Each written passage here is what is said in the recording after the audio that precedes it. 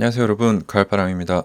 오늘은 왜 아이온큐에 투자해야 하는가 라는 이유에 대해서 한번 제가 분석을 해봤는데요. 오늘은 이제 핵심 인력들 위주로 한번 살펴보도록 하겠습니다. 우선 첫째로 데이빗 J. 와인랜드라는 사람이 있습니다. 아마 이분에 대해서는 다들 친숙하지 않으실 텐데요. 이분이 바로 그 아이온큐의 공동 설립자이자 수석 연구자인 크리스토퍼 먼로우의 스승입니다. 그래서 스승이 훌륭한지 알아봐야 제자가 훌륭한지도 알 수 있겠죠. 그래서 한번 살펴보시겠습니다. 44년에 태어나셔서 현재도 생존해 계시고요. 미국의 물리학자입니다. 1965년 캘리포니아 주립대학 버클리에서 학사를 따셨고 1970년 하버드에서 박사학위를 취득을 하셨고요. 유니버시티 오브 워싱턴에서 이온 트랩 방식을 사용해서 전자의 자기 능률을 정밀 측정한 한스 데멜트라는 교수님이 이끄시는 연구실에서 포스트 닥터 논문을 준비했다고 합니다. 네, 이온 트랩 나오기 시작하죠.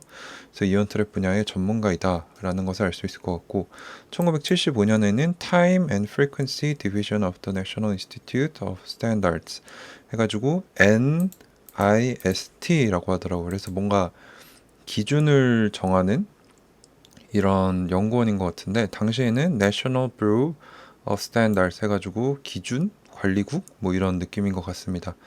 그래서 뭔가 이런 고도의 기준 방법 뭐 시간과 프리퀀시를 정하는 그런 고등 연구기관 같은데 여기서 2017년까지 무려 거의 40년 넘게 트랩트 원자 이온을 연구하는 실험 그룹의 리더직을 역임을 하였습니다. 그래서 이온 트랩 방식의 대가 아버지다라고 보면 될 수 있을 것 같고요. 이게 제일 핵심입니다. 2012년에 개별 양자 시스템의 측정 및 조작을 가능케 하는 획기적인 실험 방법의 발견.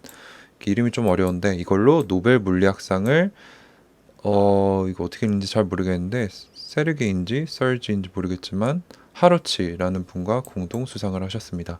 그래서 노벨 수상자의 제자 출신이다 하면 이제 믿을만 하겠죠. 그래서 이 사람의 커리어는 리서치 분야는 주로 전기장을 사용해서 일종의 트랩에서 전하를 띤 전자 또는 이온을 성공적으로 포착하고 이온을 트랩시키고 작은 빛 패킷 또는 광자의 도움으로 이것들을 연구하는 일들을 했다. 그래서 이온 트랩 방식 쪽에 대가 있고 2012년에 노벨 물리학상까지 탄 믿을 만한 사람이다. 데이빗 와일랜드가 그렇게 볼 수 있을 것 같고요. 이제 그 상세한 노벨상을 어떻게 탔는지에 대해서 제가 좀 연구를 해봤는데 이게 쉽지는 않습니다. 그래도 제가 이해한 범위 내에서 한번 설명을 드려볼 거예요. 그래서 만약에 전통적인 파티클, 예를 들어서 이거를 테니스 공이라고 할 경우에는 그게 한번 치면은 어디로 가는지 한 번에 추적을 할 수 있잖아요. 근데 양자 입자는 그게 어렵다고 합니다. 왜냐면 너무 작게 잘라놨기 때문에 그리고 중첩된 이런 불안정한 상태를 가지고 있기 때문에 양자 입자로 테니스 게임을 한다고 했을 경우에는 이걸 정확하게 알려면은 동일한 두 선수의 100만 클론이 있는 100개의 동일한 테니스 코트를 만들고 이 안에서 똑같은 방식으로 전자를 공으로 치는 것. 그러니까 이게 워낙에 불안정하고 여러 상태를 가지고 있기 때문에 이 100만 코트에 있는 평균 점수를 모두 계산해야만 의미가 있고 단 하나의 코트에서 일어나는 일은 의미가 없다고 합니다. 이해가 잘 안 되시더라도 한번 그냥 들어보세요. 그래서 본질적으로 개별 양자 시스템 한 개의 코트를 살펴보는 건 의미가 없고 전체 결과를 통합적으로 살펴보는 것만이 결과를 제공한다는 관점이 있었는데 이거를 바꿔서 노벨상을 수상했다고 합니다. 그래서 기존에는 뭐 양자를 관측하려면 하나가 아니고 전체 통합적으로 봐야 된다. 근데 이거를 관점을 바꿨대요. 그래서 어떤 얘기를 했냐? 파리에 있는 하루치의 그룹은 단일 양자 관자를 관찰하고 조작하는 것이 가능하다. 아까는 전체라고 했는데 단일로도 가능하다라는 것을 증명을 했습니다. 그래서 어떤 방식으로 했냐? 서로 마주보는 두 개의 거울 같은 것을 구성을 해서 많은 광자가 동시에 존재하는 걸 한 번에 카운트하고 모든 특수 게임을 관찰할 수 있었다. 그러니까 이게 말이 좀 어려운데 하나의 광자를 두 개의 거울로 이제 전체적인 부분을 모두 포착할 수 있었다? 볼 수 있었다? 이런 얘기인 것 같아요. 사실 저도 잘 이해가 되지 않습니다. 이 부분은. 그리고 NIST 아까 그 연구기관에서 와인랜드는 전자기 트랩에서 단일 원자를 제어하는 기술을 개척했다. 그래서 원자들이 아주 쉽게 상호작용할 수 있다는 사실을 발견을 해서 그 양자 정보를 각 원자 내부 에너지 상태로 암호화를 시키고 이 상호작용을 제어해서 계산을 할 수 있다. 그러니까 양자를 뭔가 매니플레이션을 해서 계산을 하고 뭔가 써먹을 수 있다, 적용할 수 있다, 이걸 발견하신 것 같아요. 그래서 현재까지도 가장 정확한 양자 시계를 제공하였다고 하네요. 그리고 이 이온 트랩 방식 말고도 지금 초전도회로 기계적 발진기 등과 같은 다양한 개별 양자 시스템이 발견이 됐지만 이분이 개발한 이온 트랩 방식이 제일 정확하다. 제가 저번에 말씀드린 이온 큐와 아이온 큐와 경쟁사들의 이런 비교 마지막 슬라이드에 나왔던 내용과 비슷하죠. 그래서 이 분야의 리서치는 양자 컴퓨팅부터 시작해서 양자 이론의 기초까지 다양한 응용 분야에 상용될 수 있다고 합니다. 즉 하러츠와 와인랜드는 기존에는 이제 전체적인 거를 다 관찰을 해야 이 양자적인 측면에서 의미가 있다고 했는데 단 한 개의 코트에서 단 한 개의 공으로 테니스 양자 게임을 보더라도 의미가 있다라는 그런 관점을 제공해서 노벨상을 수상했다고 합니다. 그래서 뭔가 진보된 기술로 이 양자를 관찰하고 이거를 뭐 수정하고 제어를 해서 의미 있는 상호작용을 만들 수 있다. 그래서 양자 컴퓨터에 적용할 수 있는 기술까지 나오게 됐다. 이런 소리로 저는 이해를 했습니다. 근데 이 데이빗 와인랜드가 바로 아이온큐 설립자인 크리스토퍼 몬로의 스승이라는 것이죠. 그 공동 설립자로는 김정상 박사님이 계십니다.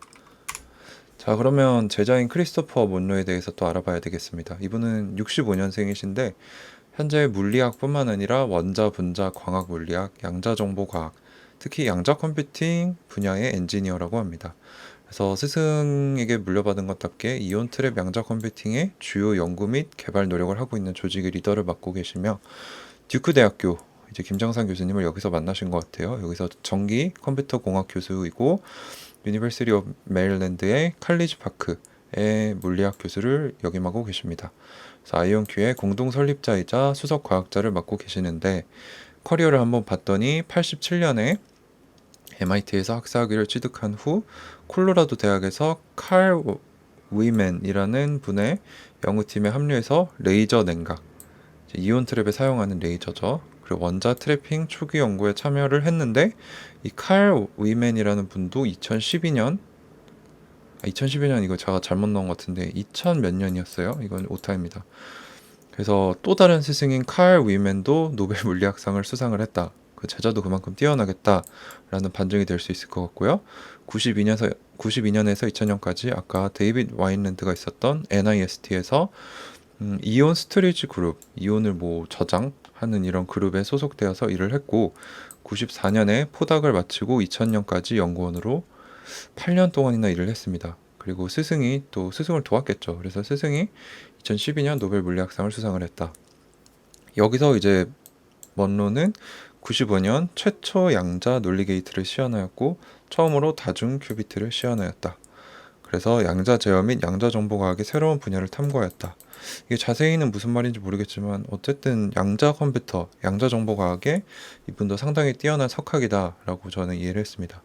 2000년 미시간 애나버에 있는 미시간 대학교에서 반도체 칩에 통합된 최초의 이온 트랩을 시연을 했다고 합니다. 그래서 와인랜드와 함께 복잡한 이온 트랩 칩을 사용해서 원자 이온 왕복하는 것을 기반으로 한 확장 가능한 양자 컴퓨터 아키텍처를 제안했고 뭐 그 등등의 커리어 등을 발음이 잘 안 되네요.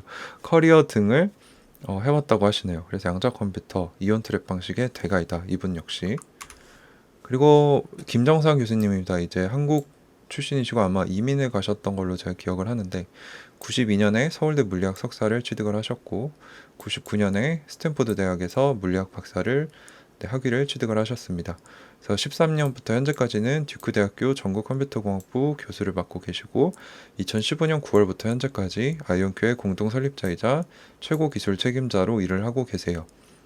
그래서 주요 리서치 분야를 살펴봤더니 양자 정보 과학인데 역시나 이온 트랩 방식과 다양한 광자 기술을 사용해서 확장 가능한 양자 정보 프로세서, 양자 통신 네트워크 구축 중심이다. 그래서 앞선 두 분과 매우 유관관계가 깊다는 걸 알 수 있을 것 같고요.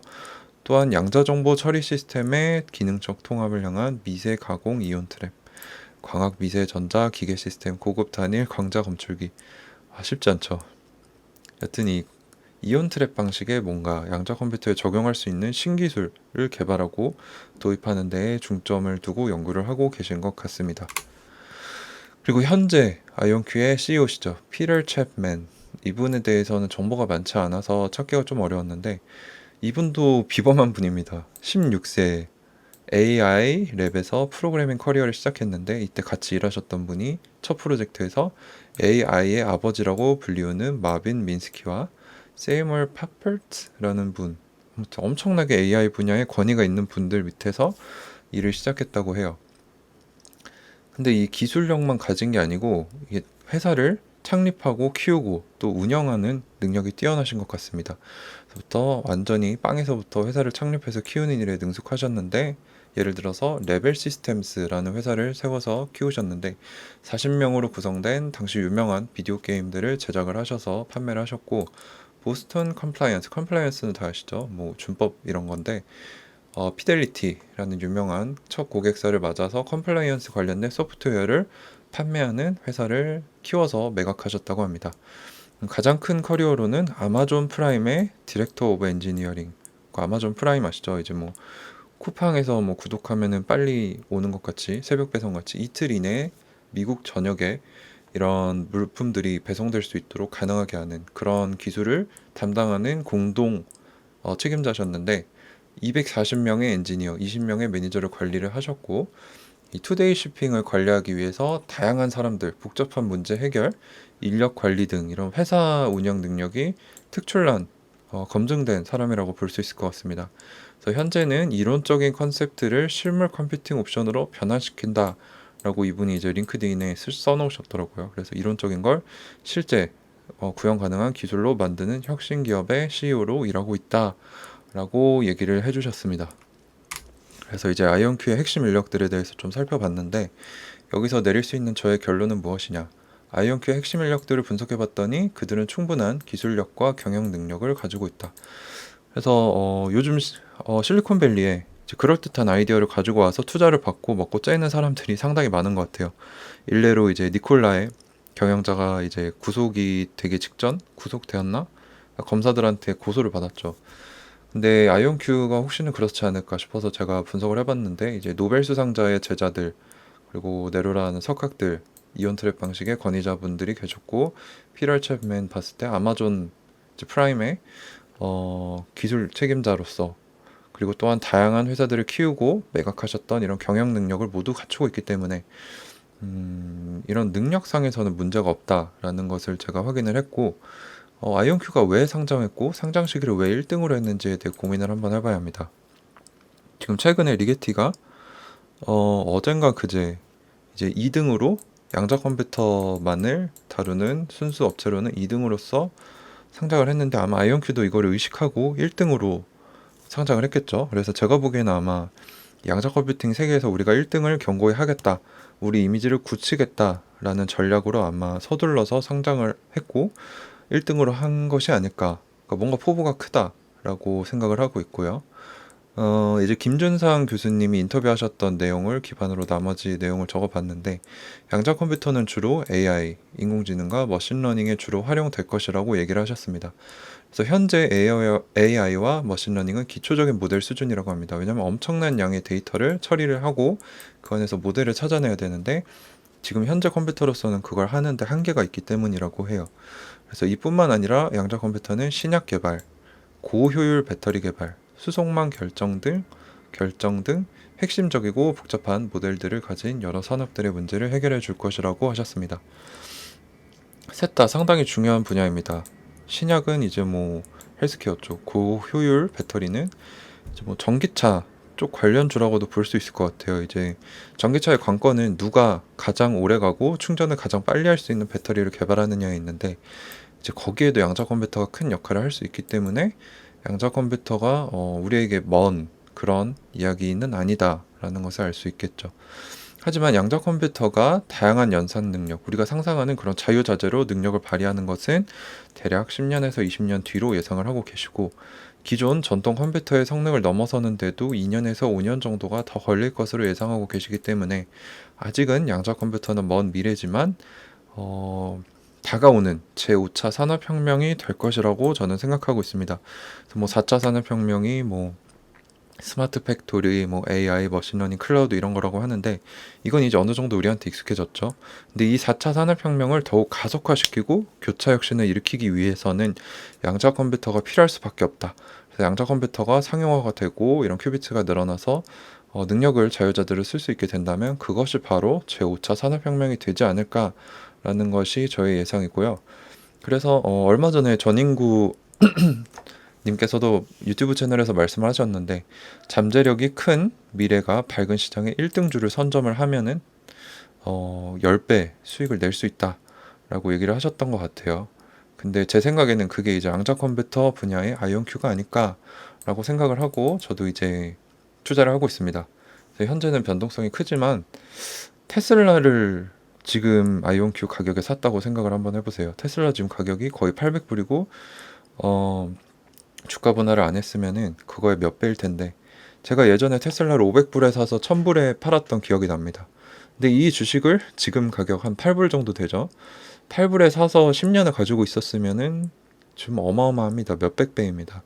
저는 최소 10배 그리고 길게는 100배까지의 수익을 보고 투자를 한 거기 때문에 10년 이상의 장투를 할 것으로 마인드 세팅을 하고 가져가고 있습니다. 네.